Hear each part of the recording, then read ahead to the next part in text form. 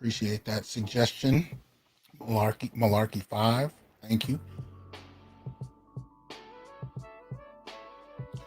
I know this is a little different. Started about an hour later than I normally do.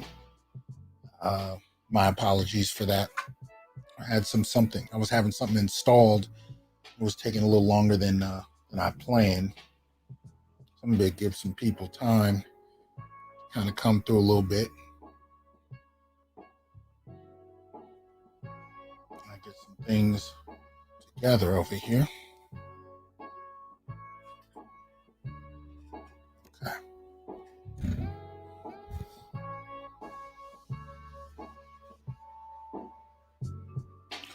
All right. Let's see what I gotta teach this week.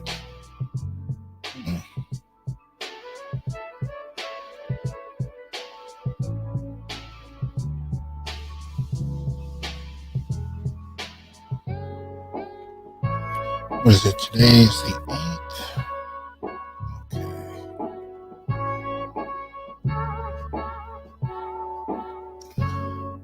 Okay.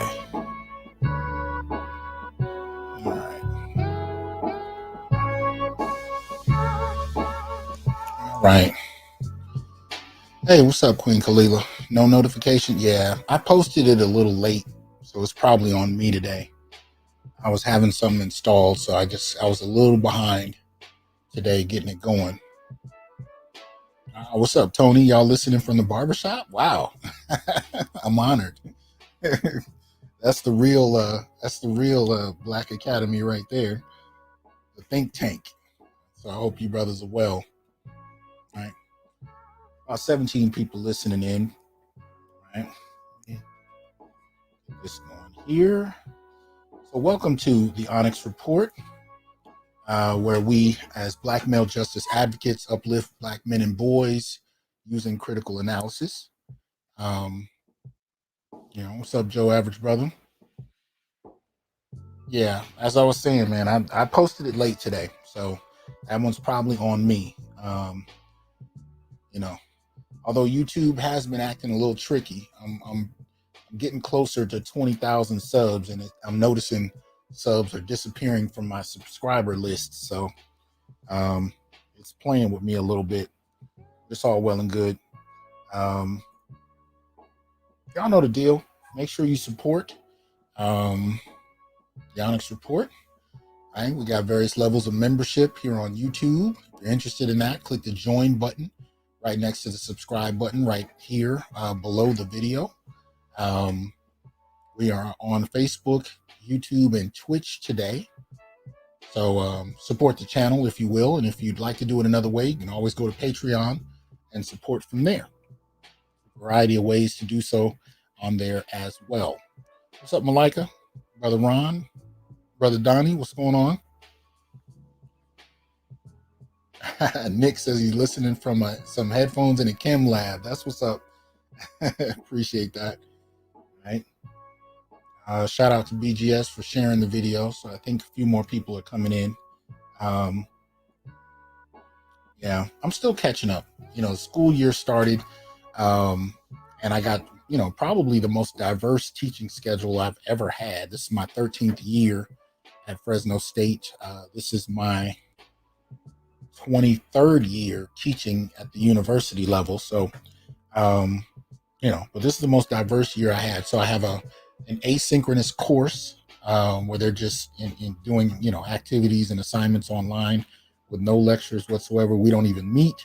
All my other courses are online with specific meeting dates, but, covering different information. So it's a new experience, and I'm trying to stay on top of it all. Brother Flourish King says, love the channel, appreciate all the wisdom and insight, sharing this on my FB. More Black men need to hear this. Thank you. Much appreciated, brother. Just trying to get some thoughts out, give brothers an opportunity to develop a vocabulary for the things we experience, because we haven't had one, and it's about time. Expansion Wiring, appreciate that Cash App. Thank you very much. You guys can look at that and do that as well. You got the Patreon, the Cash App, the PayPal, the Venmo, so on and so forth. Y'all know the deal. What's up, D? What's up, Sheed? What's going on? Um, you know, so let's get to shout out today. And I only have one, and it's one that you guys have all heard about, but just wanted to put a little more context to it. Um, you know, this one goes out to good brother, Michael K. Williams. You know, I appreciate his skill and was sad to find that he had recently passed away at the age of 54 years old. He was found in his home, already gone. This was apparently Monday. All right. So the article I'm looking at is on New York Times, and starts out saying the actor who had brought hard-edged charisma to his portrayal of Omar Little, the sawed-off shotgun-wielding stick-up man on the pioneer series The Wire, was found dead on Monday in his home in the Williamsburg neighborhood of Brooklyn at 54 years old. Now, this is particularly frustrating because, man, there's been a string of brothers dying way too early. And I think in the Black community, in some respects, it's frustrating, but at the same time, hearing that a brother has died in his 50s is not a shocking thing by any measure. We are more than used to it in many ways. And yet, for any other group, that would be an issue. Black men do tend to die earlier than most other groups. And unfortunately, this also occurs due to strange circumstances. So we know that the brother apparently was back on drugs. He was having some issues, and some of his more recent roles kind of played into it. Now, on this channel last year, we did a review of Lovecraft Country, and we had some issues. We had some criticisms of the depiction of Black men throughout the whole season. It wasn't limited to one person by any means.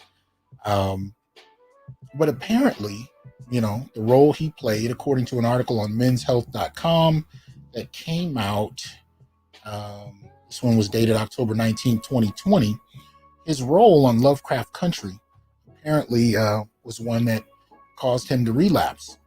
Now, he had experienced some difficulties with previous roles, if I'm not mistaken, as far as Omar is concerned.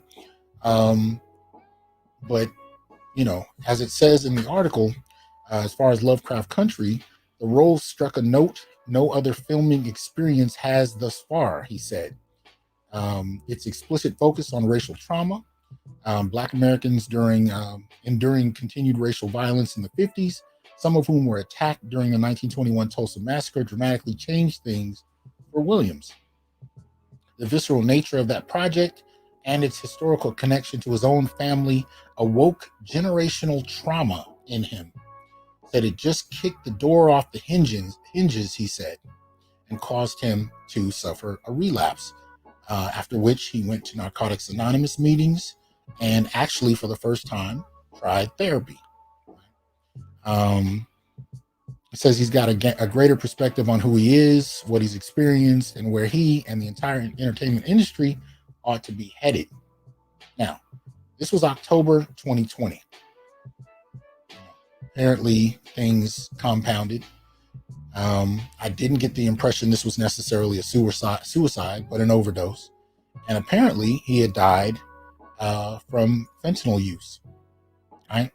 What's up, Officer Faulkner? What's up, Brother Adam? Golden Child, what's going on? All right. But here's the thing I wanted to share. Right. Some interesting information coming out. Now, this is a slightly older report than I wanted to use, but it's nonetheless important. This one comes out of the CDC. It's entitled Racial, Ethnic, and Age Group Differences in Opioid and Synthetic Opioid Involved Overdose Deaths Among Adults Aged Over 18 in Metropolitan Areas in the U.S. 2015 to 2017. Right? It says, I'm reading two sections of it. It says in the summary, what is already known about the topic: opioid-involved overdose death rates in the U.S. differ by demographic and geographic characteristics. Illicitly manufactured fentanyl and fentanyl analogs have fueled recent increases in opioid-involved overdose deaths. In 2017, synthetic opioids were involved in nearly 60% of opioid-involved overdose deaths. However, the level of involvement by racial and ethnic groups in the metropolitan areas has not been explored. Section 2. What is added by this report? This report says from 2015 to 2017, nearly all racial and ethnic groups and age groups experienced significant increases in opioid-involved and synthetic opioid-involved overdose death rates. Particularly, this is the key part, particularly Black, aged 45 to 54 years, right? From 19.3 to 41.9 per 100,000, and 55 to 64 years, from 21.8 to 42.7 per 100,000 in large central metro areas. The increase involved of synthetic opioids in overdose deaths is changing the demographics of the opioid overdose epidemic, right?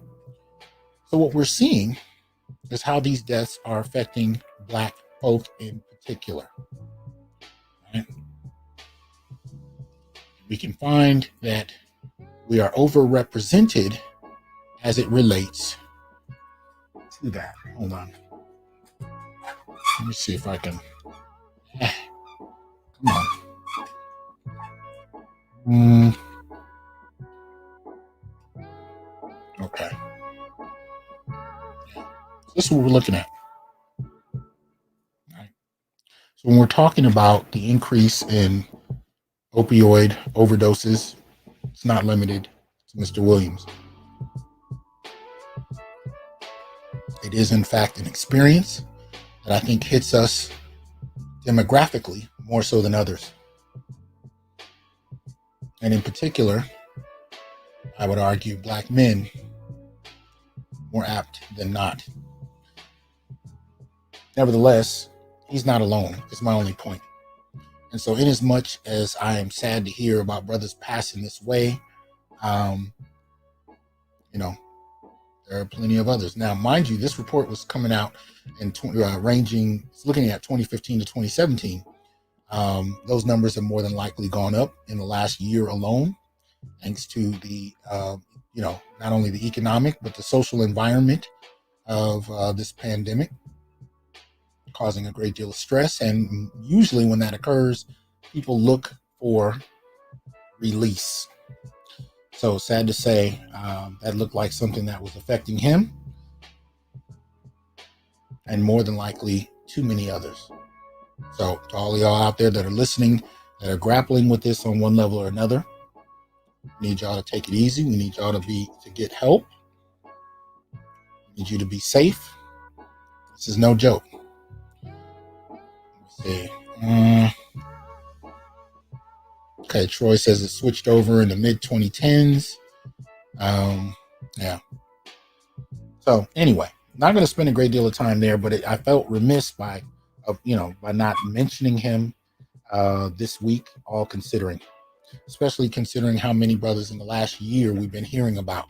Most particularly, we've been talking a lot about hip hop artists, but it is what it is. And you're noticing they're in the same age range.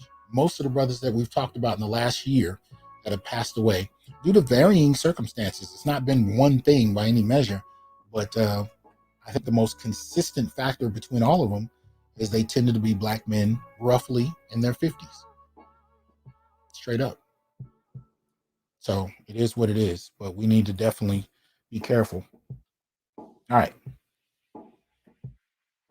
So y'all know what it is. Support the Institute for Black Male Studies. You can go to the instituteforBlackMaleStudies.com, check out the website. And as of this week, we've just started the Institute for Black Male Studies YouTube page with our first oral history interview with Juan the Angry Man Valdez.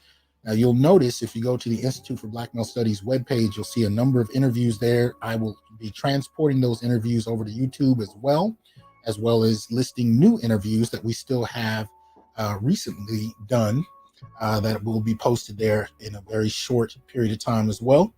And I try to get a diverse cross list of brothers with different backgrounds, different upbringings, different status levels, different occupations, all kinds of differences. And the one coordinating factor that they each have is that they do work in one way, shape, or form on Black men and boys. So if you're interested in that, go to the channel, check it out, subscribe, so you can be notified about new interviews that take place on that channel. So check it out.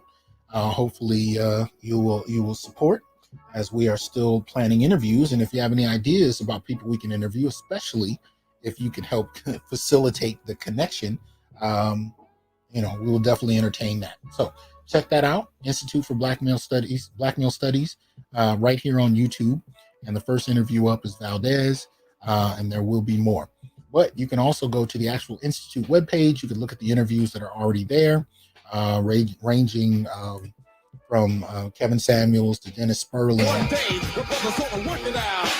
Appreciate that support, Jarrell. So there's plenty of interviews there. There's also webinars you can take, courses, and there are a couple of courses that'll be coming out in the next few months. So keep an eye on us as we transition into a few things. All right.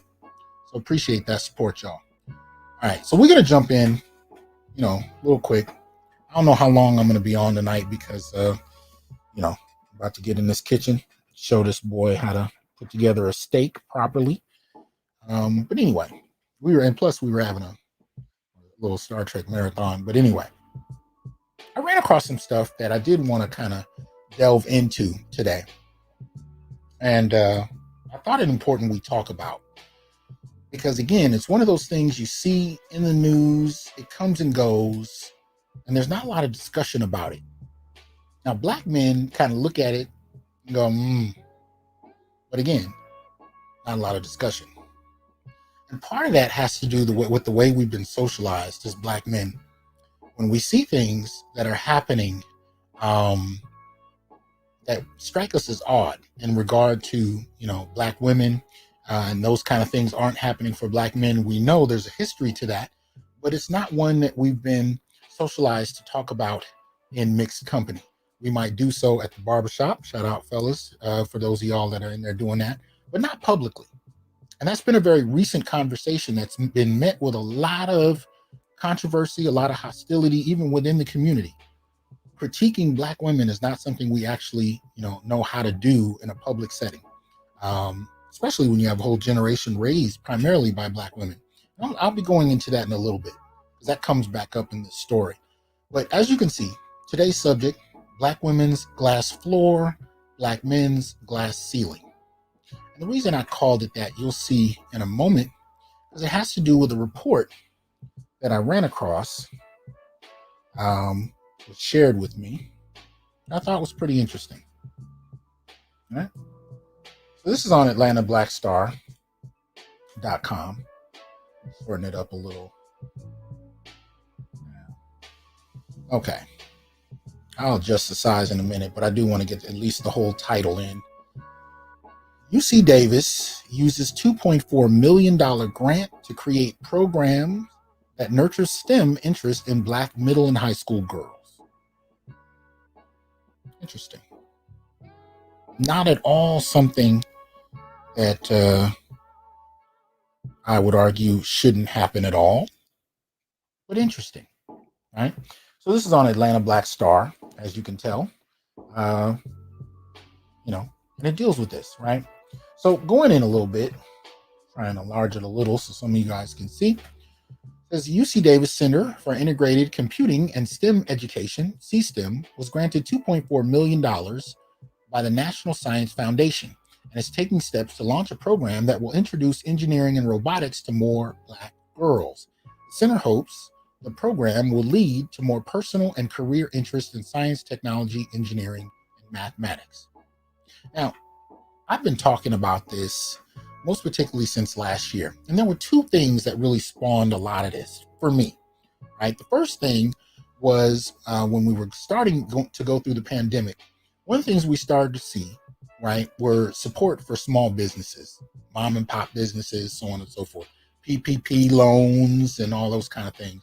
But what we started to notice is there were specific, pots of money that were designated towards specific groups. So you had, of course, the larger context was small businesses, right? And then you saw them directed on the basis of race to specific groups. You saw them directed on the basis of gender, meaning really when we say gender in this society, we pretty much know we're talking about women, right? And then we saw a small subset earmarked just for Black women, right? And that was one of the things that first caught my attention, because when I started to look around, I noticed that there was nothing earmarked for Black men.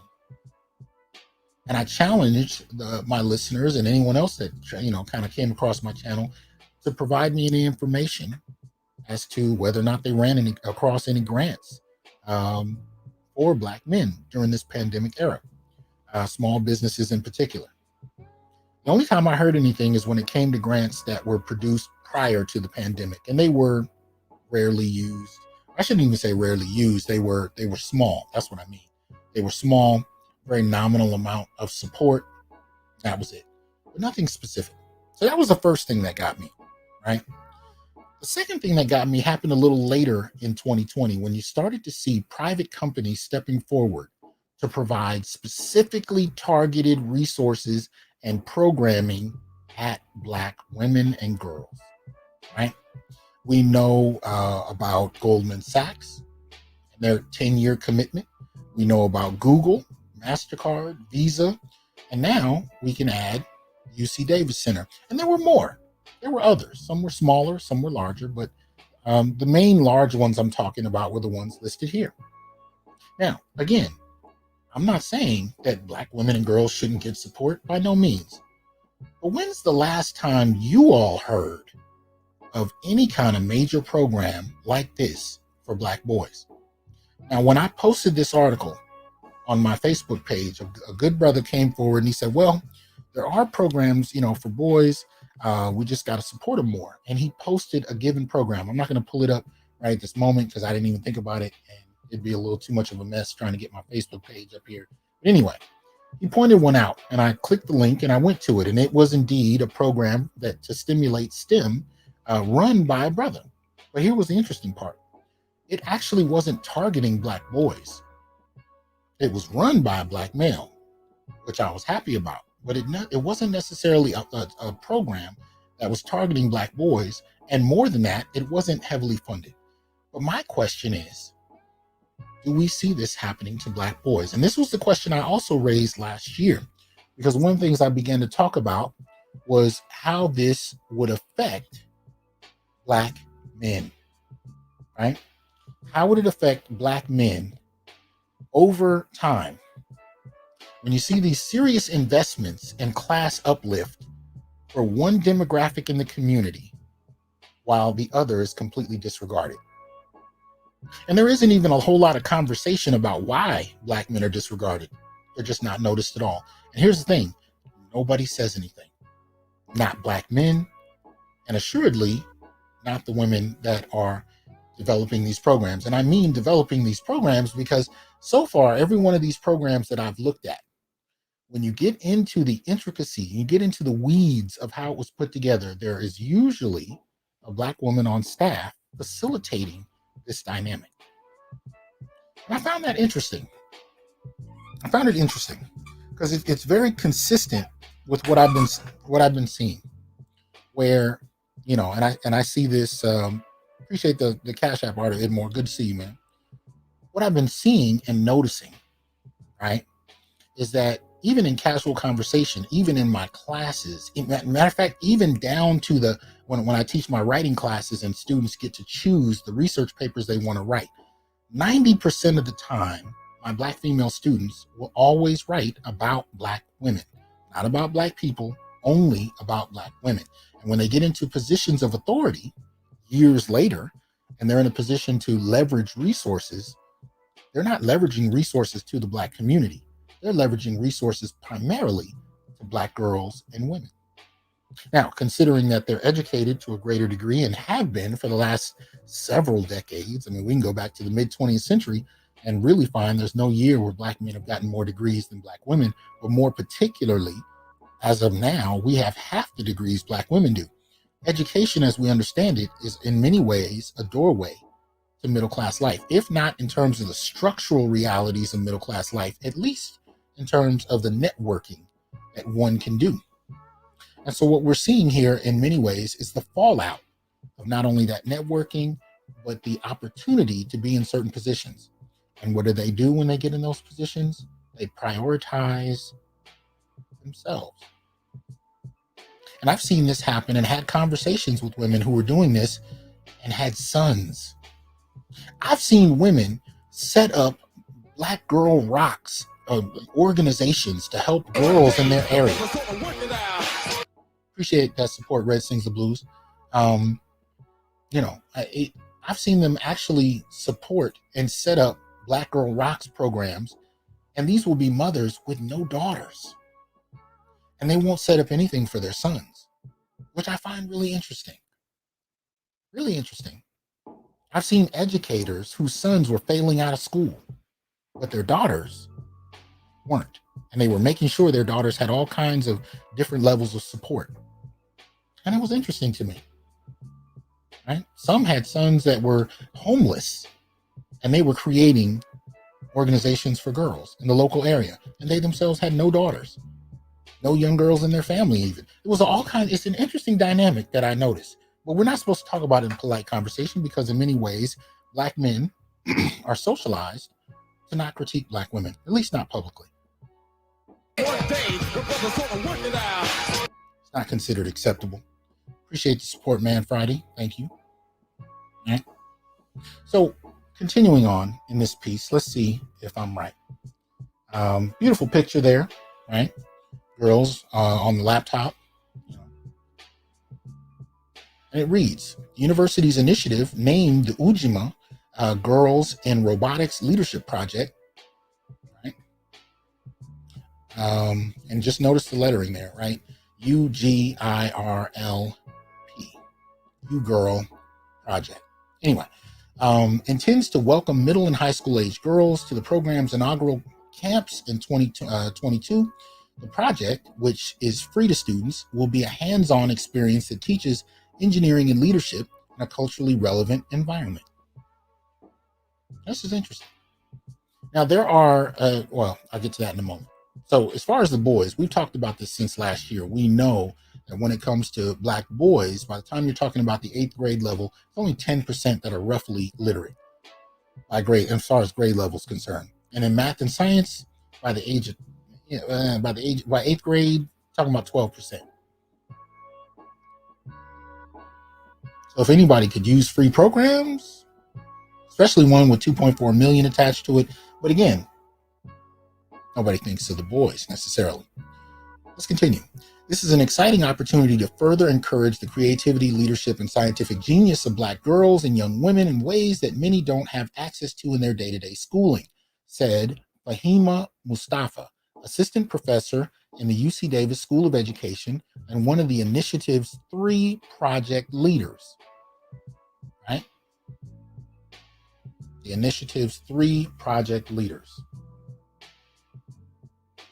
I am hopeful about the mutually empowering benefit of this project for the participants, our research team, and everybody else involved. All right. Continue. All right. So, based on 2019 census numbers, women make up 27% of the STEM workforce compared to 73% of men, and Black women are still massively underrepresented in the field.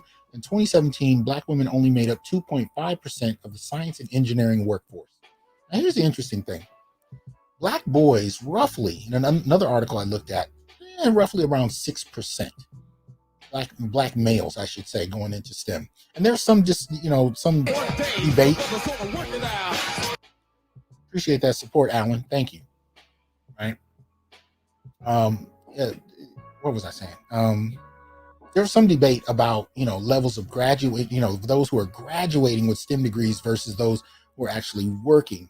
But the article I checked out said it was about 6%. So you're talking about a population of men who are, for the most part, even in K through 12, pretty significantly behind and manage to actually get in about 6%. Appreciate the support, Chief Rocka. Very much so. Thank you for that generous contribution. Right? But again, they're doing this not because they are being supported to do this, the Black males that are in STEM in many ways, they're doing it in spite of a lack of support, right?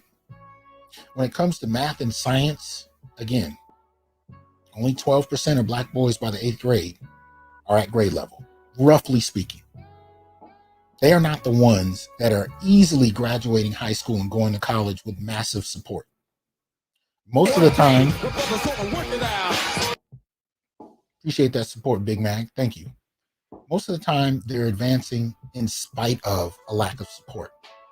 So in this instance, yes, you have a few more black males in STEM fields than black females. But for the most part, we also got to understand, I've said this before when we were talking about the BLS data about black male income. Black males are doing better and worse at the same time overall than black females. Most particularly, when we talk about men and women as adults, especially in terms of employment. But for the most part, they're doing better and worse, meaning you have, for those that are employed based on their age, they slightly earn more than black women from age 18 to 65. But you have a greater number of them that are unemployed. Again, before we went into the pandemic, we saw in over 35 major cities, black males unemployed up to 40 and 50%. Those numbers are unheard of in any other demographic, including black women. For black men, par for the course. Okay.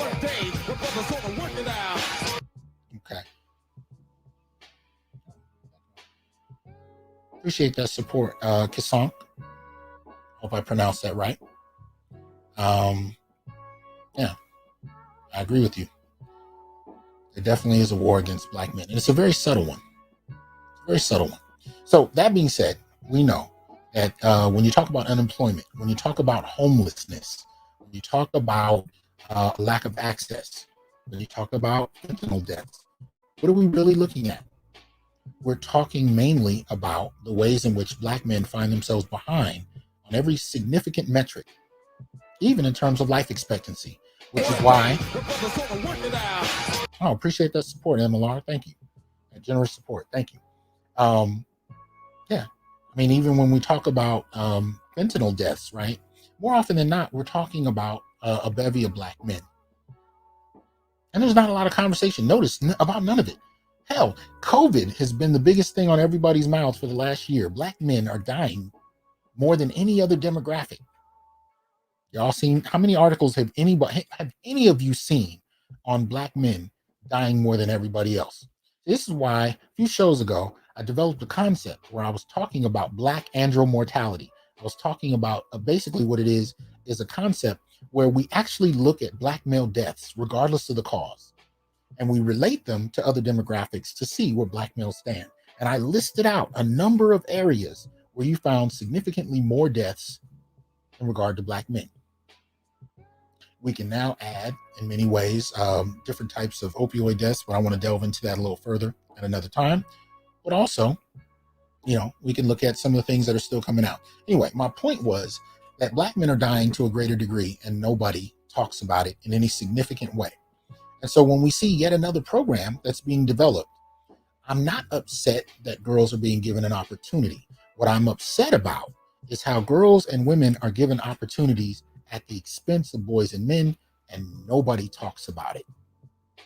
Nobody. None.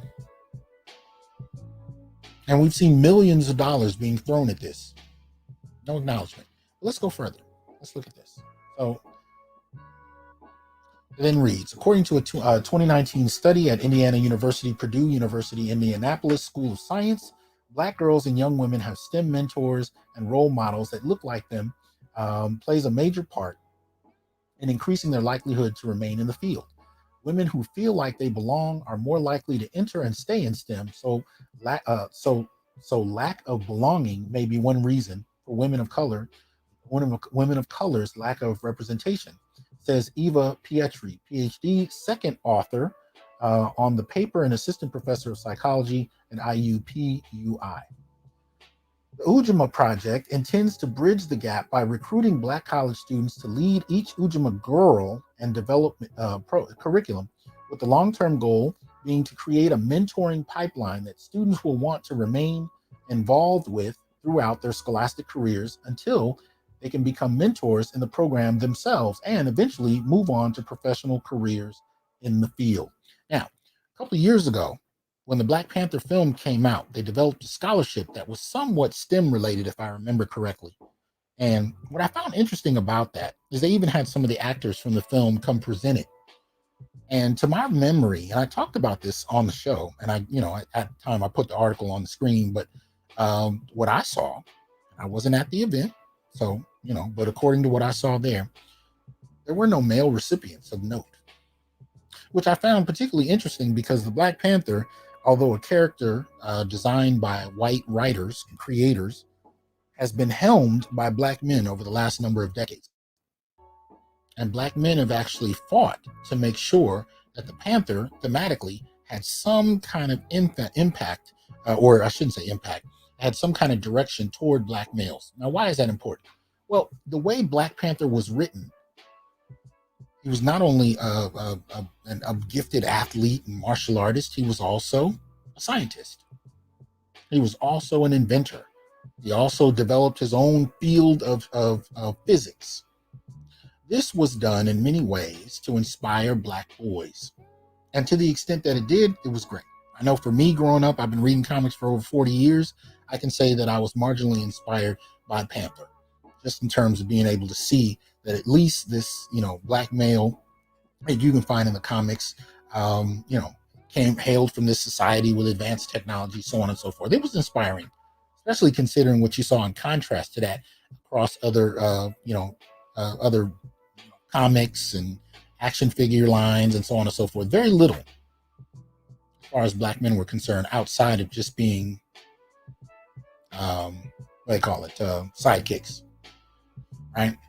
But still, even when it comes to an area that's supposed to be, or at least traditionally has been, a motivating factor for Black boys, the priority since the first Black Panther film was to shift the focus from boys and prioritize girls.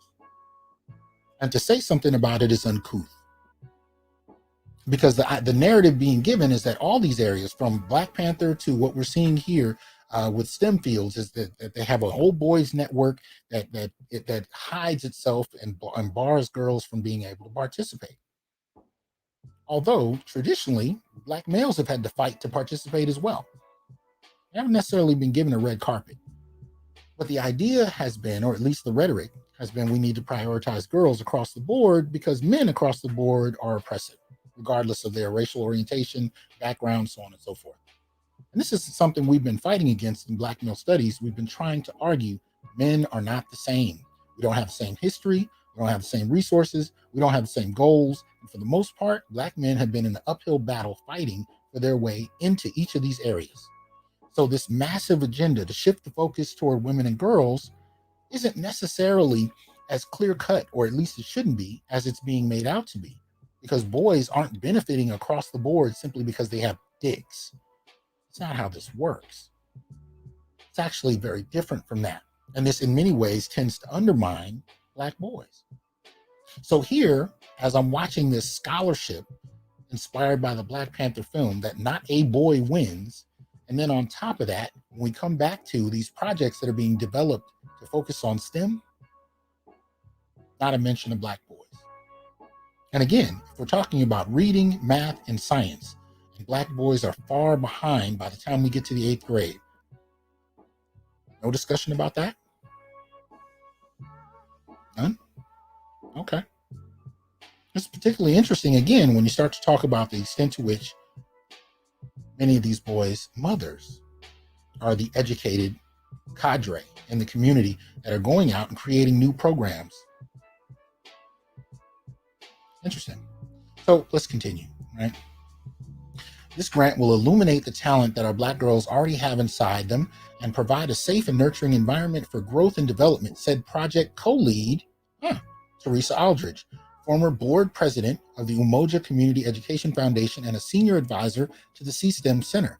I'm honored to be a part of this important endeavor for our community. Now, you remember, I said that it generally tends to be women in these positions that facilitate these programs happening, especially in the private realm, right? And I was reading about this last year when I talked about Goldman Sachs, and we went through that right after Goldman Sachs released its program for Black women in tech.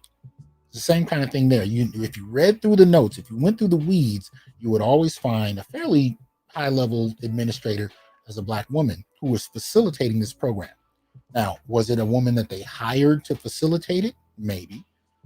My theory is that it tends to be women that are already working there that are proposing. But either way, the focus is unilaterally female. And I asked the question last year, what does this do to the next generation, the next two generations of Black men and women? Not just the focus on STEM. I mean, that's not necessarily what I'm talking about. What I'm talking about is class access. One group is barred, the other is given a door. That's why this video is entitled, right, Black Women's Glass Floor, Black Men's Glass Ceiling. Black men are finding themselves, as we usually are, blocked from the traditional routes. We usually have to get used to being non-traditional in some way, shape, or form. Even if you're going through the traditional channels. I mean, I got a doctorate. You still had to find a way through, a way around, a route that others didn't have to take, specifically because you were a Black man. We're used to it, but it is nonetheless a ceiling of sorts that we have to navigate around. Whereas from the mid-20th century, a little bit earlier than that, onward, and some can argue different generations prior to that, going back to the 1700s, if you want to take it back that far, Black women had a different route. And I call it a glass floor. And the reason I call it a glass floor is it can break the other way. You know, the idea of the glass ceiling is that it prevents you from rising, but if you can figure out a way to break that glass, you can continue to rise. Well, the glass floor can break as well. And you can fall through and find yourself in a lower position than you were. What do you think we've been exploring and experiencing in the last year? This is why brothers across YouTube have been talking about winter is coming. Winter is coming.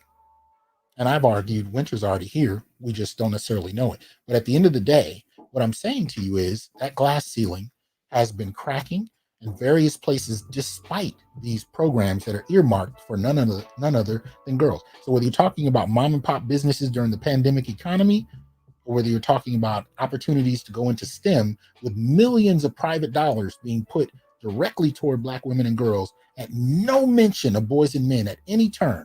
You even had men coming on my channel talking about the only way they could get loans last year for their businesses was to have a Black female be the face of their company. And we want to act like nothing's happening? Okay.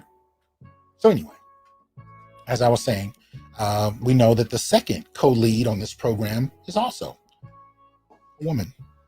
Okay. There it is. Let's see what else we can get out of this. UC Davis's Ujima Girls in Robotics Leadership Project will host 48 Ujima Girl camps statewide for its first 3 years, with hopes of national expansion in future years, depending on the program's success. Right?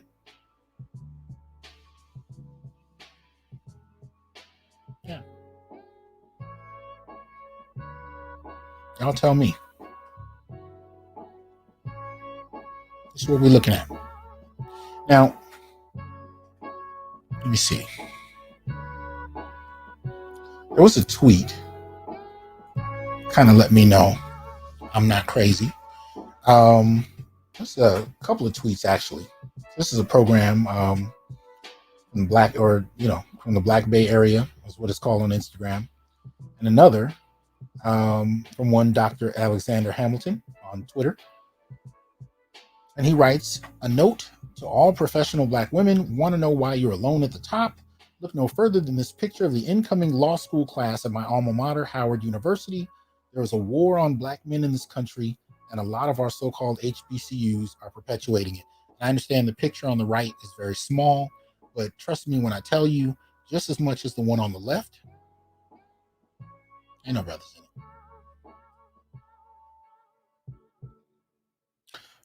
I can tell you, in the 13 years I've been teaching at Fresno State, I've seen the numbers of Black men, particularly ADOS Black men, dwindle down to a low couple of hundred at best.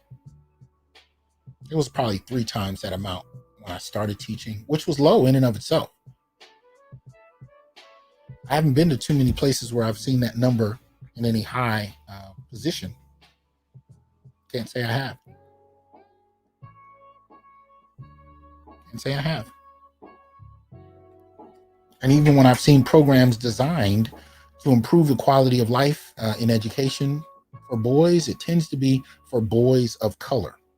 And I notice a dwindling number of those programs targeting Black males. And of course, they get pressure internally to function in a particular way. And yes, I have seen programs that have actually used the concept Black and kept it very mercurial or very abstract, so that when you start to see the numbers for ADOS men, it's hard to track. And if you look real closely, especially if you get in and start shaking hands and getting to know people, you find the numbers of ADOS men continue to drop. So as far as Dr. Hamilton's concerned, I agree. What we're seeing here is an investment being made from outside. Now, I've talked about this as well last year, and the impact it has on the future development of a community when there's serious investment from outside, structurally speaking, providing programming, providing resources, providing job access, providing advanced education, and ignoring another demographic. And this is a demographic, as far as Black males are concerned, that are already extremely vulnerable. Already. And we don't question it. And that's the thing that gets me. That's the thing that gets me, especially when you talk about women and gender studies, in these college environments. No critical dialogue about the ways in which this type of material advancement of one demographic will have, what kind of impact it'll have. That's the thing that surprises me.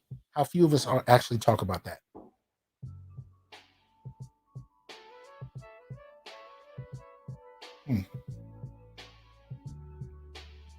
Okay, trying to go through a little bit, see what's going on in the chat. Yeah, that's what I'm looking at. So, even just these couple of social media posts, but it's not just something we're imagining here, right? And the same kind of investments that we've seen in the past are reminiscent in this tweet from my good brother, Dr. Curry, right? He's responding, right, to a post that we can see here at the bottom. It says Gloria Steinem is known for her barrier-breaking feminist role. What's little known is the work she did as a CIA agent. And Dr. Curry says, so feminism and Black feminist organizations were funded by the CIA, but it's Black nationalism that wanted to be a part of the system. Academic work kills me. Why was Steinem a founder of the National Black Feminist Organization again? Now, why do I bring that up right now? It's not as overt as having a CIA agent operating in the same capacity, but when you see the type of investments that programs are making, when I look at this, I don't see a difference. I see a very similar dynamic where there's an investment being made from an outside group with problematic and questionable motives, and a serious divergence of the experience of Black men and women after which. So when Dr. Curry asked the question, why was this woman a founder of the National Black Feminist Organization? I think what we're talking about is a track record of underdevelopment for Black men and boys at their expense, right? And I'm sorry, an advancement for Black women and girls at the expense of Black men and boys, and done so structurally, done so in terms of policy. And it may have transitioned from open CIA agents to programs, but it's the same impact. And this has been going on since at least the late 60s and mid 70s. An ongoing program. And I grew up in that context. This is why by the time you got to the 1980s, niggas wasn't shit was damn near an anthem. An anthem. Hold on. All right. Let's see if I can find it. Twitter has not exactly been my best friend as far as that. Dang, where'd it go? Okay. Yep, misplaced it. Damn it. I know where it is on my phone, but I can't seem to find it on my computer. Appreciate that support, Barry. All right. So nonetheless, the same type of structural support. In one vein, CIA at one context, in another, we're talking organizations that are being where you have, prominent, well-educated Black women who are directing resources primarily at their girls, not even at their own sons. I've seen this straight up, and I've seen it separately. Now, this is something that adds to the problem. Not this particular story, but what I'm about to tell you about it. So, this is a story about a young Black woman who was a bit negligent as far as her son was concerned. The little boy you see on the right, of course. And what took place is this little boy got away from her while she was in the house, apparently watching TV. Let me see. I'll actually read the story to you here. It says, breaking, East Baton Rouge Sheriff's Office has charged Kiara Holmes, 30, with negligent homicide in the death of her 2-year-old son. The child drowned Monday after being reported missing for hours. The sheriff's office confirms the child was found at the bottom of the pool. Arrest documents say the boy was often alone, wandering the complex. Holmes admitted in an interview that the 2-year-old has left the house numerous times, but they usually catch him as he gets to the bottom of the stairs. Holmes says she was responsible for watching the child and stayed in her bedroom all day while the child was in the living room. This is such a tragic loss of an innocent baby, Sheriff Sid Goutreau said. Our deputies and many others searched for hours, and we were so hopeful that he was safe somewhere. Yet this outcome is heartbreaking. My prayers go out to the family, so on and so forth. The pool the child was found in is 80 yards from his home. 80 yards away. Now, I'm not telling you that story just because it has to do with the death of a Black boy. I am acknowledging that. But the reason I'm telling you this story is one of the things that happened in the chat, in the comment section when I posted it. I didn't say anything about it. I just posted it, and I posted it because it was the loss of yet another Black boy. And what immediately happened is one gentleman came into my comment section, and he started trying to find ways to talk about the Black father and how, as he put it, trash he must have been. The interesting part about that is the report didn't say anything about a father. Right? So why am I bringing this up? You have some that are going out of their way to find Black men to be the problem, even when Black men have nothing to do with the story. And this was a Black male.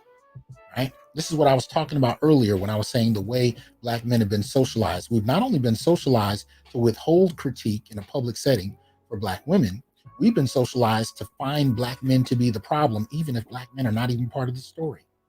We go out of our way to do so. So we do two things. First, we find a way to excuse Black women in the dynamic, or woman, and then we find a way to hyper target Black men as the problem, even if Black men aren't part of the story. Y'all remember a couple of years ago, I think it was somebody's kid was in the gorilla cage at a zoo, and it was the mother, and she took several kids to the zoo, something like that. And I remember they had pictures of the gorilla, taking the child or something. I don't think the child got hurt, but I may be wrong. It was a couple of years ago. I wasn't planning to talk about this, so I didn't look it up. But one of the things I remembered after that story came out is how many people took issue with the Black father. And the interesting thing was, he wasn't even at the zoo.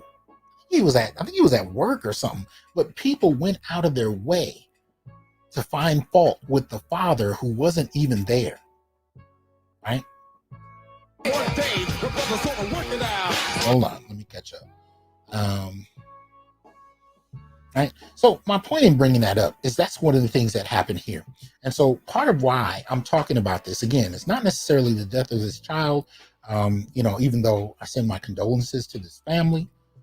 The reason I bring it up is we can't have a critical dialogue about the ways in which we are being used, where one part of our community is giving the baubles the illusion of success, but having millions put to that task, while at the same, and the reason I call it baubles, that I say it's an illusion, is, even when you talk about education and the advancement terms of the kinds of jobs they're able to get, you're still finding that, Black women tend to lead in school loans, so these things still have a cost, that impact us negatively. So, but my point is, we can't even have a critical conversation about how we're being used, how one demographic in the community is being exploited at the expense of the other. We can't have that conversation.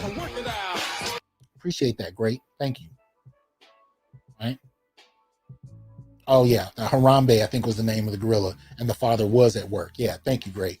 Great I9. Appreciate that. Right.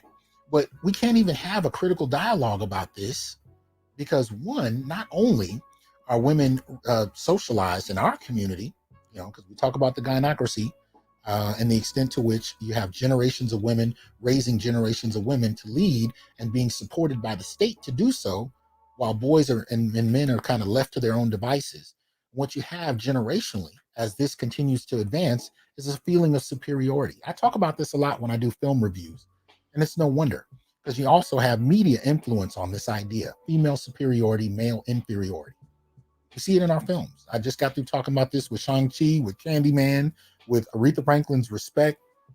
Narratives of female superiority tend to be the trend, especially in the last couple decades.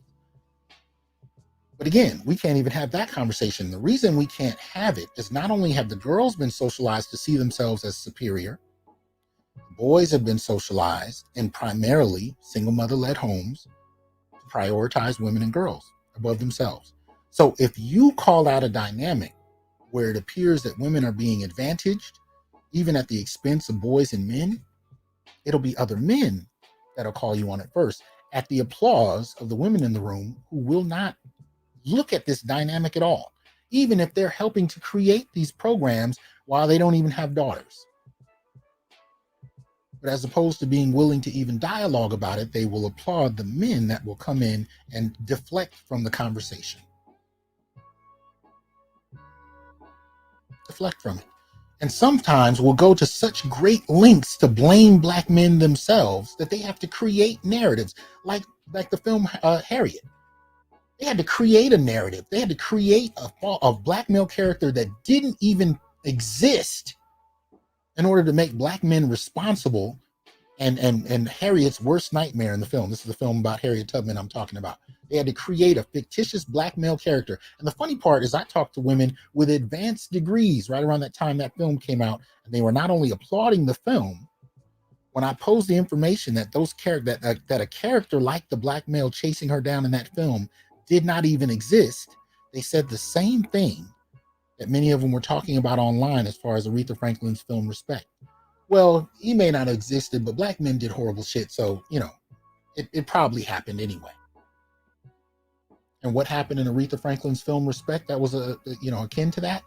In the film, they imply that she was molested and raped by an older adult male. And the next thing you know, 5 minutes or 10 minutes later, you see her with 2 kids, and she won't say who the father is. But when you actually go through her biography, she did say who the father was, and she had a baby at, I think it was 12, and he was 15 years old. He was a classmate. It wasn't a grown man that, broke into her room at a party. Thank you for the support, Major Payne. It wasn't at a party where the whole family was there and the father was there and she gets raped by an adult male. That's what the film narrative did, just like what Harriet did. Malign Black men with these fictitious narratives because they know most people are going to receive it. And many Black men themselves will be the first ones to argue with you about it, because if you make Black women uncomfortable, if you begin to call out that there are issues with this bifurcated support system, and those who are benefiting the most at the expense of their own sons, brothers, husbands, boyfriends, grandfathers, you name it, won't say anything about it. The problem is not that this is happening. The problem is that you're calling it out and you're making women uncomfortable, or you potentially might be. So every now and again, I have men reach out to me and say, well, some way, shape, and form is his fault. So just like with this Black boy, 80 yards from his home, died in a pool. This cat was going out his way to invent a narrative about a father that no article talked about, and said, well, he's probably there. And I said to him, how do you know the father's even alive? How do you know the father even knew he had a son? Where do you get these ideas that somehow he's at fault, and there's been nothing you could find that mentioned him in the slightest? Well, black men leave kids all the time, so it has to be true. One of the narratives we don't talk about, the deadbeat father narrative we've been hearing since 60s? It gained prominence in the 80s, but nobody talked about the extent to which you have dynamics where men can be run off. And what does that mean? When she has family court support, when she can call the police and accuse you of rape, accuse you of abuse. Hell, I just posted a piece on my Facebook page the other day where you had a man who was saying that he was dating a woman who admitted that she lied about her past husband molesting her child because her lawyer told her to do so she could get custody. And that's not the first time I've heard that, especially from a lawyer, talking about how easy it is to do, because they don't often require evidence. Again, as is with Me Too culture, a woman accuses, a man is automatically guilty, if not legally, definitely in the court of public opinion. Try to wipe that stain off your record. How many black men have been accused of sexual related crimes that they did not do, but could not prove they didn't do, and had to lose their entire well-being behind it, while people argue that women don't file false charges, period. You know who the face of false charges are? Black men. From slavery onward, black men are the face of it. That's why the Innocence Project that are still releasing black men to this day, over half the people released are black males. Many of them put in prison based on false charges with no evidence. And that continues. It's not stopped. It's not been abated. It continues to go on and nobody cares. But when you actually have black men going out their way in this chivalrous idea of protecting the very idea of black women and girls from the big bad black man, how do you have that conversation? How can you get at a conversation about black men's vulnerability? Yes, by the state, but using black women as a proxy. How can you even have that conversation if you're going to have black men themselves not only come in and create narratives that don't exist, but shame you for not falling on your sword? That's a problem. That's a serious problem. Here's another example. It's a good brother of mine. Oh, let me back up a little bit. Hold on. Make the page visible so you guys can see it. Oh yeah, must have left it. Okay. This I just got today. This is from a colleague of mine, and I don't want to give out his information, so I covered up his name, but he just shared this with me today. So bear with me. I'm going to read it through because I know it's going to be hard for you guys to see. So I blocked out his name, but he just shared this with me today. We were talking about this, similar subject. And he says to me out of the blue, he says, I'm thinking of switching fields. He said, but the interesting thing is no matter how well I did at my job, he said, when I left, I was told that they wished I was a woman. And I was like, you got to expound on that. What are you talking about? So he said, yes, literally, they wanted a black woman, and everything I did, they put under a microscope. Funny thing is, I excelled in that position so much so, after I left, they kept calling, talking about how much value I added. What a trip. He said, in my most recent position that I left a little over a month ago, my boss said to me, I have a hard time working with and leading black men. They were passive aggressive about me pursuing my doctorate. He says all the black men in the org had doctorates. The ladies did not. He said, when I produced measurable results in my region, they said the only reason why that's happening is because I'm a black man. When have y'all ever known being a black man to actually be a boon to, anyway? He said, we had to create a black male think tank, but we're told we couldn't meet alone without women present. Y'all didn't hear me. You didn't hear me. You didn't hear me at all. I'll read it again. He said, we had to create a black male think tank, but we're told we couldn't meet alone without women present. The same as how, and I quote, white people shouldn't meet alone without people of color in the room. He said, I have stories. But that's literally the majority of the equity spaces that I'm in. It's about clout and identity politics, not outcomes.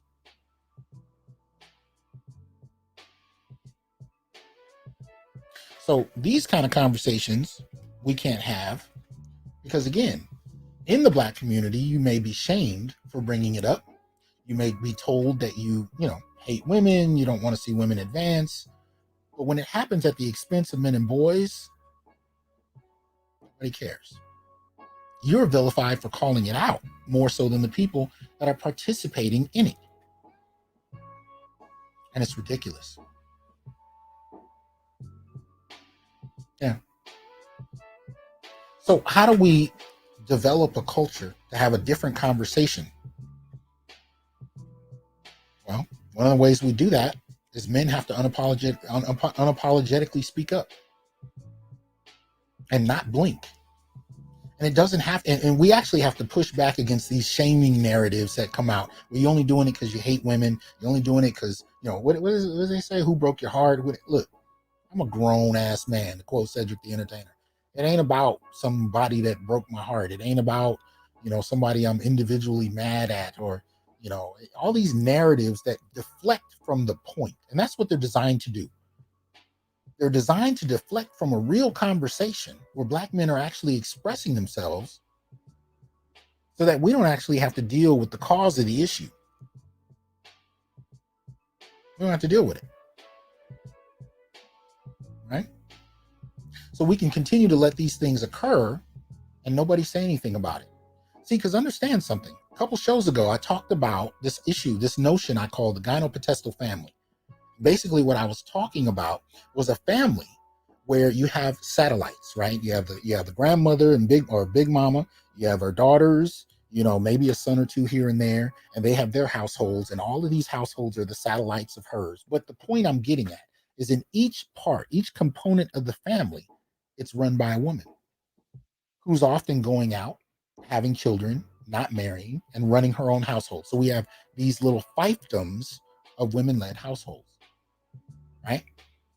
Well, the connecting fiber between that and what I'm talking about in this article we were looking at, that like Goldman Sachs or MasterCard or Google and a number of other programs are looking to advance the next generation's women in terms of class access.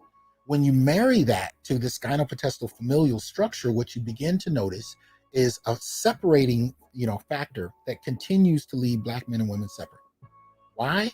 Because the idea of not needing a man can be more deeply invested in, because now you have private industry stepping in to compensate in ways that advance women, again, at the expense of men and boys.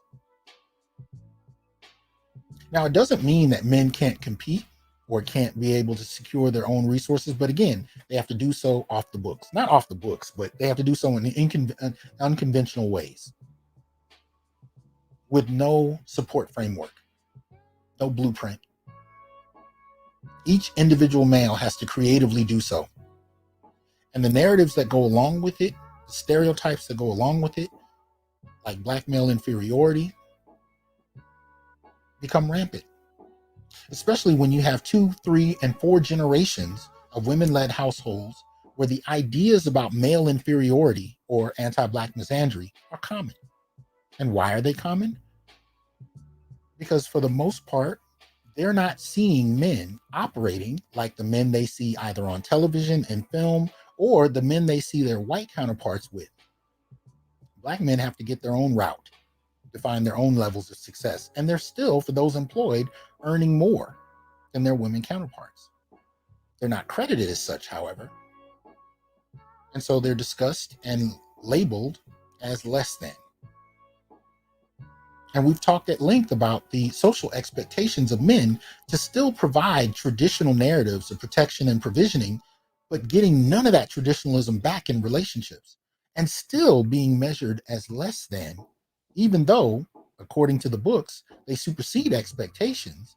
They're still dismissed because they can't meet fantastical standards that are developed and inspired by class experiences that women are more apt to get than black men. But again, we can't have that conversation because black men will be the first ones to fight you about it in this kind of chivalrous protecting gesture that we do, as opposed to getting to the bottom of the problem. Now, the bottom of the problem, yes, are these outside influences, whether it's the state or whether it's private industry. But another factor to this that we have to consider is the ways in which this type of support over generations changes social expectations of men and changes the behavior and worldview of women and girls. And the impact all of that has on black men and boys.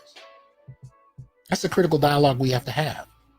And it needs to be, it may even be too late, because at the end of the day, when I look at Gen Z, and I whole different outlook on this. I'm raising a 16-year-old boy. When I look at him and his friends, just trying to tell you, they're having a whole different conversation. So I just wanted to put that out there for consideration, because there's a couple things going on that I don't think is being acknowledged enough. And I'm going to pull something else up if I can find it real quick, because it goes back to something I was talking about last year. Let's see. So I'm not trying to develop these concepts in vain. I'm actually trying to develop concepts that can be used so we can better articulate and explain our issues, our frustrations, and appreciate the support, RM. Hold on, let me try and put that on the screen here. Yeah, that's what's up. Hold on. And I called this something last year. I call it a form of anti-black misandry, gentrification. It's a mouthful, I know. Anti-black misandry, concept that Dr. Curry and myself and others have been trying to really explain and push out there so we can understand it on a material level, on a structural level. But I talked about this notion of ABM gentrification is what I called it. And I said it's the gentrification of black life in policy, law enforcement, media, entrepreneurship, employment, education, and the family itself. The process reconstructs black women as the new buffer class in each context. This gentrification is enforced by an outside group in a manner that dramatically influences the cultural and material institutions of another group's community on both racial, class, and gender grounds, much like buying up the real estate of another community and deciding who can occupy those homes. White society defines our worth by access to resources we don't control. But at the end of the day, what I was saying was black men are finding themselves being structurally removed, and nobody's saying anything about it. And if you say something about it, black men themselves are the first ones to argue with you, hoping to be applauded by the women that they are chivalrously trying to protect. But we are not attacking women. We're having an analytical dialogue about what actually is happening in the community and the extent to which it disproportionately disadvantages black boys and men. And if all you can see when you hear these conversations is men hating women, then you are not listening. You're not. Especially considering how many of these brothers on YouTube, for example, have wives, girlfriends, long-term whatevers, you name it. I was married for 9 years, with my wife for 11. I'm not talking to people that just, woke up one day like we're in the, fourth grade and girls got cooties. That's not what we're doing. Really, we're talking about structural white supremacy in the context of policy and impact, material impact. So, yes, this new program with $2.4 million invested in it through UC Davis to target Black girls and put them into STEM, it's not a bad thing. I'm just noticing how one-sided these investments seem to be. And how when you look at the bottom of each one, it's a woman working within these frameworks, or several, who are initiating it, and they have nothing to say about their own sons.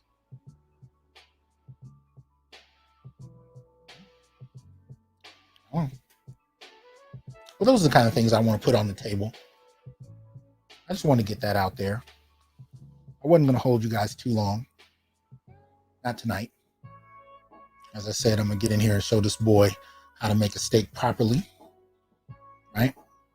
But I do appreciate y'all coming through. Shout out to BGS, Brother Malika, Brother Artisan. Good to see you in here, man. Number of cats in here. Y'all, let's see. What are we doing? Okay. Okay. I think we got a little bit of time. If anybody wants to come up and make a, quick statement, we can do that.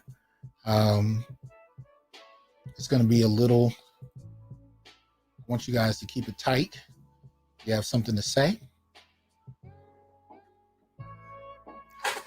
and put the link in the comment section.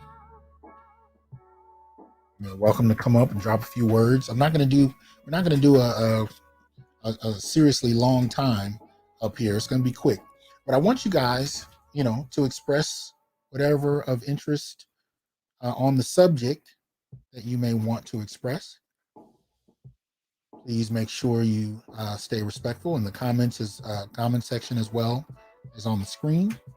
But if you have anything you want to add to this, any thoughts, any reflections, anything you think needs to be a part of this dialogue, you're welcome to come up. Appreciate the support, Charles. Thank you. And if you're not, if there's nothing you have to say, that's cool. We don't got to force it. But, if anybody has something they want to say, the link is in the chat. But I just wanted to drop that because I think it's something there that needs to be added to the discussion. But, if anybody has something they want to say. Uh-oh, Ian. Peace. What's going on, God? What's going on, man? How you doing? I'm all right. All right. What you got on this? Any thoughts? Yeah, I mean, what you're saying is very true about us just waking up one morning and hating women type of thing.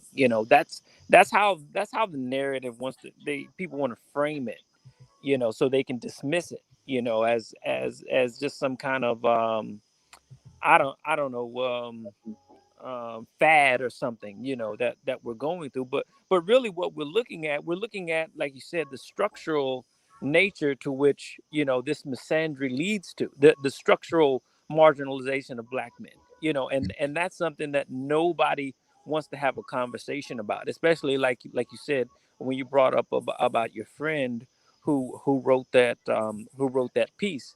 I mean, that's amazing. You know what I'm saying? Mm-hmm. Yeah. Flat out being told by Black women employers that they wish he was a woman. And, if he was going to have any kind of conversations with other Black men on the job, they needed to be present. Wow. But again, where do Black men who are having these experiences go to talk about them? Because you can't talk about them on the job. You'll be visited by human resources. Mm-hmm. You know what I mean? It's considered a sexist gesture in and of itself. Okay. But what she did is not considered a sexist gesture at all. Right. Now imagine that. You're an employer and you tell a room of Black women, you guys can't meet without my supervision, without a man's supervision. You tell me how that's interpreted. Yeah. But that goes back to, the whole idea of gender studies, when as you taught us, gender studies is not seen as studying male and female. Gender studies is seen as what? Studying just the female alone. The man is not considered a worthy subject, Right. to them. Right. Absolutely. Absolutely. Anything else you want to drop on this? Yeah, man, like you said, man, as I said, I was on the City and Show. I remember I said that you saw that, man. I've loved black women all my life, man. You know what I'm saying? It's just, things are coming to a head though. You know what I'm saying? It's just going too far. You know what I'm saying? I've given too much leeway to black women. Not to say that black men are perfect, but black women plus white supremacy, that's just a bag that, what I'm saying, I ain't gonna be able to deal with. Mhm. Well, it's one thing if you both recognize it and you're navigating and strategizing how to deal with it.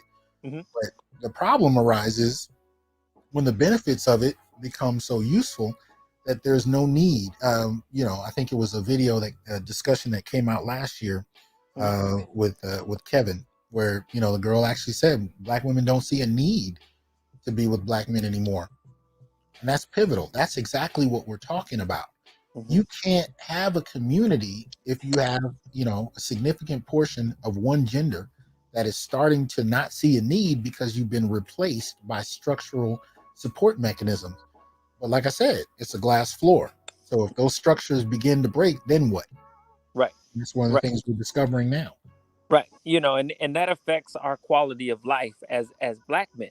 And I really caught it because all the pressure that was being put on me to be a man, but then I'm like, why are you putting forth so much hindrance and so much roadblocks for me to get the thing that you're expecting me to do?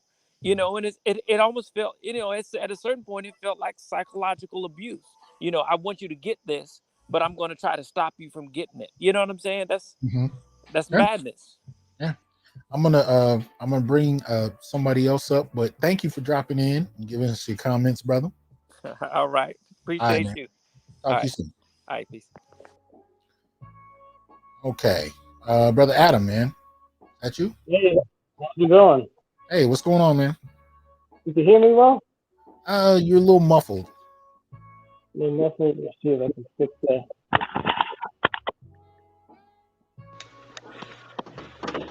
Can you hear me better now? Yeah, that's a lot better. Let's see if I can get the mic on.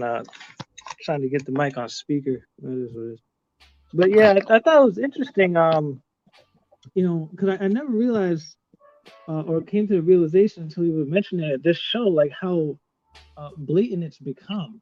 Right? They just, outright, advocating for women and girls at all costs, which it's fine to advocate directly for them, but it's interesting because before things, I know it was more systemic. It was more like a roundabout way, or we're going to focus on women and minorities, all right, or we'll focus on minority groups, and that pretty much just meant focusing on women, or in the case of public housing, they would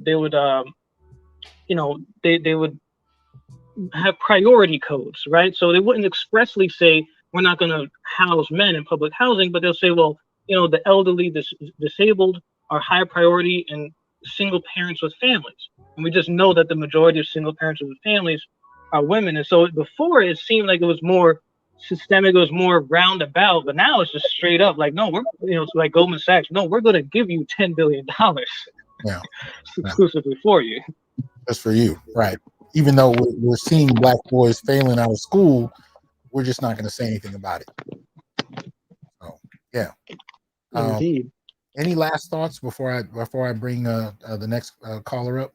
Anything else you want to Oh add on? no, that's what I say, man. Keep up the fine work, my brother. This is powerful. And I appreciate you, man. And y'all go back and look at the black male political agenda and see how much brother Adam had to add to that. So, thanks a lot, man. Take it easy. Thanks, brother. All right, brother Malika, what's up, man? Peace, peace, peace, good brother. How you doing? I'm doing well, man. How's the Sorcerer Supreme doing? Man, just just had some things that were on my mind. I wanted to put on the table. Want to get your thoughts on them. Any thoughts about what we kind of This went through? is disheartening, man. This is proof that majority of our ladies in our community do not want to be in a community with us, Hmm. and they've been programmed to do that. Even though, like the other brother said, that they want black men to be progressive and do the best they can, but it's only for us to be in that concuserve position. Hmm. Um, it's been conditionally proven that if a woman has two children, it's a boy and a girl, she's definitely going to put that energy in that daughter for her to succeed. Even though she might do it for her son, but she's not going to do it to the extent out of the way she's going to do it for her daughter. Hmm. Okay. And I've seen it in my own family growing up because I mentioned it to my grandmother. Say you would push and let my aunt, because me and my aunt are only about 10 years apart, and my grandmother would play it off. Hmm. But as I got older, and that the red pill opened my mind, and just hearing this and realizing this has been conditioning for our people. But then it's also been conditioned by white supremacy to push our women. It's been given that way since we came to these shores. But this is just something, another ploy with the Goldman Sachs, the Google, and the group that you just mentioned on your show. Mm-hmm. But seeing, as your colleague had said, they wish that he was a black woman, that was just hurting. I was like, wow. So it proves that just because of my sex, you don't approve of me. But if I was a black woman, I would be aces. But Yeah. just because I'm a black man, there's a problem. But if we said this in any other form, if this was said, well, if this was said to a black woman, it would have been like holy hell. Mm-hmm. But this is the problem when we bring this up to our women, we bring this up to women, and we even say, we ask questions, what do you care about the community? Just last year when Ice Cube was on the Cocktail for Queens and he let out, but when the women, they kind of slowly said, no, they had to retract it back. And it's like, it's proof that you really don't care about the community. You only care about yourself. Mm. This is the problem that we have. One of the biggest issues is that, Shahrazad Ali said, we don't have a problem of just being educated and getting money. We have a problem of getting along. That's one of the biggest problems that we have. Right. If you want the black man and black woman to progress, we got to figure out a way of getting along. And we don't need COVID-19 just to prove it, because we're not always, we got the moratoriums ending and we got all this other stuff, but you're only coming together and want to get with a black man for a means to an end. Mm. If we didn't have this situation, it would be all the same. The problem is that you don't see your man as a respective partner. You see him as a participant or somebody that you want to be in competition with. And what are we competing for? Right. We're competing for nothing. We're competing for a hill of dirt. Right. And you're only getting a few crumbs. But you think these millions and billions of dollars that these Fortune 500 companies are giving you is like, gold? Like you're like Mario, getting all these tokens. No, this is butter biscuits. This is modern day butter biscuits, man. But you think that you're going to find that pot of gold at the end of the rainbow, but when you find it, you're going to be by yourself and wondering where your men are. But you left us out in the cold to die.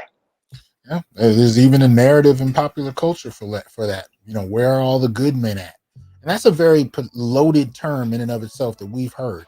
What it means to be a good black man. You know what I mean? We've talked about this in prior shows, but you already know. This idea of being a good man, in many ways, has to do with the degree to which we perform a utility, Mm-hmm. but there's no reciprocity in that. This is when we talk about selective traditionalism. Because if you say, well, I want a woman that cooks and cleans, you're a sexist. But if she says, I want a man that provides and protects, that's considered progressive. But it's the same narrative. It's the same traditional framework. It's just in one vein, one person benefits and gets what they want. In another vein, the other person is vilified.